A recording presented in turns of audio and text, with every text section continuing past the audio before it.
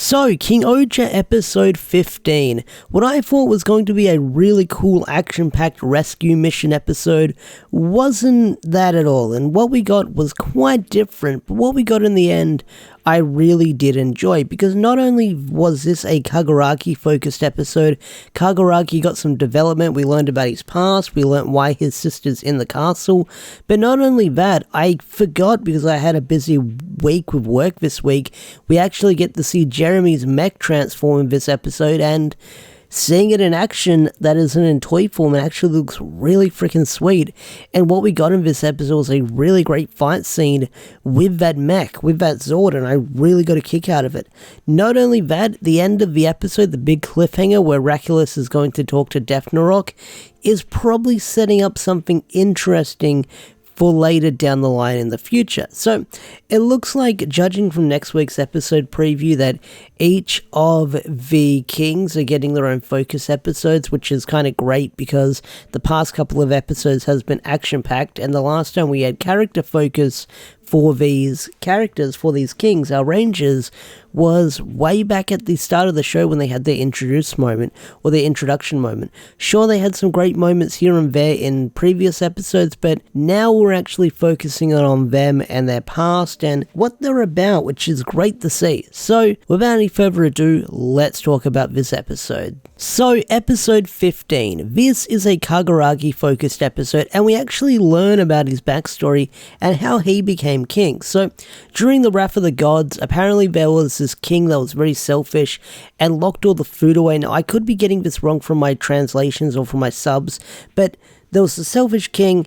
He hid all the food from the people were living in poverty, and Kaguragi formed a rebellion and basically took over the spot, kicked him out of the throne. And I'm wondering, now they don't say if this king was killed or not, they just say that Kaguragi took the position from him, so I'm wondering if we'll see this selfish king later down the line in the show, and they'll make a grand return for Kaguragi to come face to face with again. So, that's how we learnt that Kaguragi sort of became king, but not only that, he also sort of repopulated the food and worked with Raculus's kingdom, but because he was working together with Raculus, there was sort of this double-edged sword.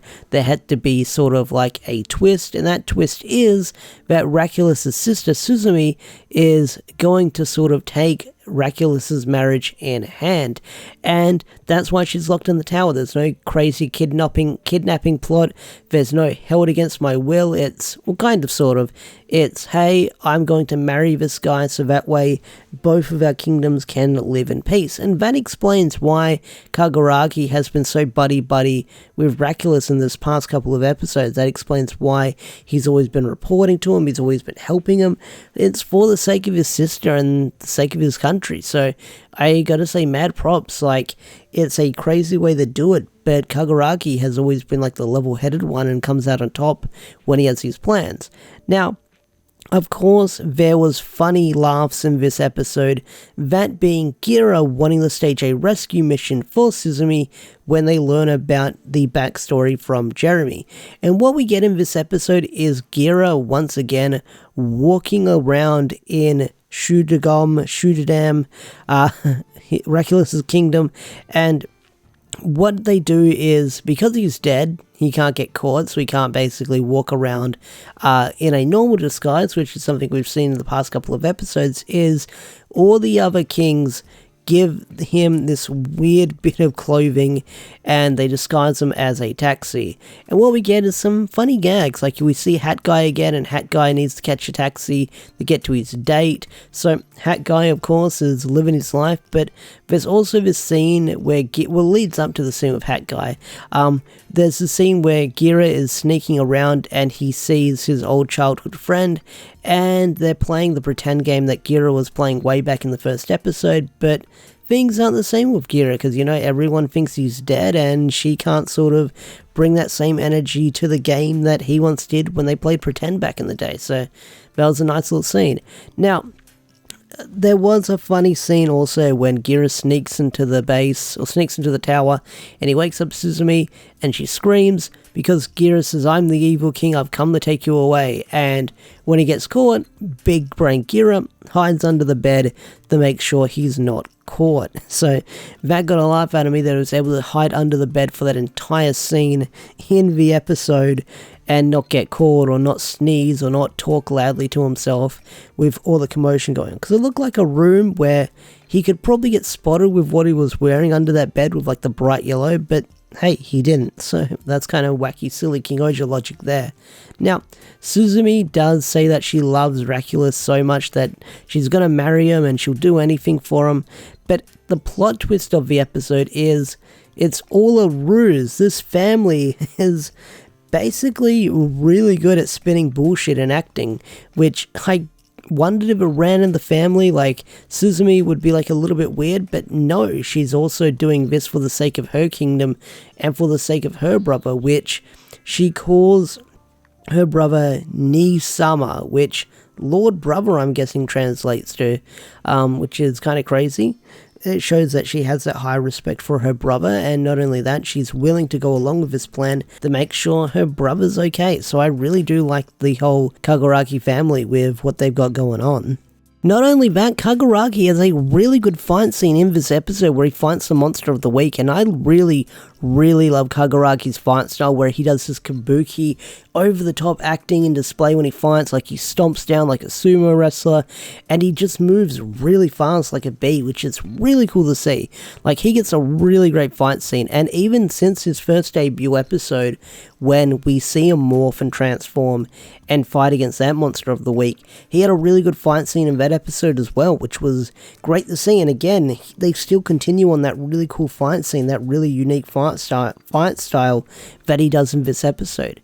Now, we do get to see Jeremy's Zord mech transform in this episode, which I'm probably not going to make the thumbnail.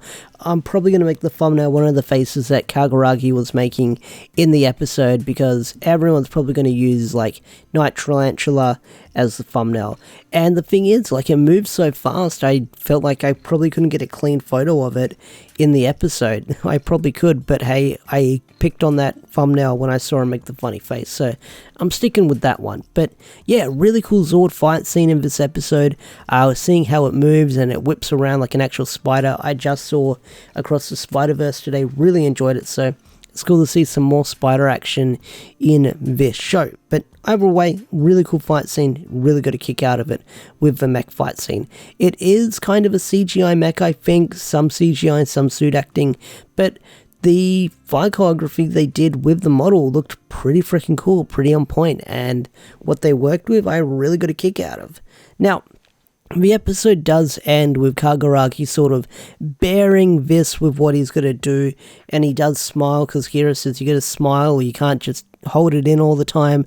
So Kaguragi does get a smile on his face in the end, but then it ends with Jeremy and Raculus, or Raculus and Kaguragi and Mario and Luigi, the two servants, standing outside the Bugnarok base, and Raculus goes in the talk with Defnarok. So it looks like there's going to be some kind of alliance, because they both want to use God Tarantula, God Spider, because that one controls all the shoe gods. So whoever gets a hold of that, they'll have all that power. But I get the feeling that these guys have been in cahoots for the longest time, and hopefully we get an answer to that next week on the show.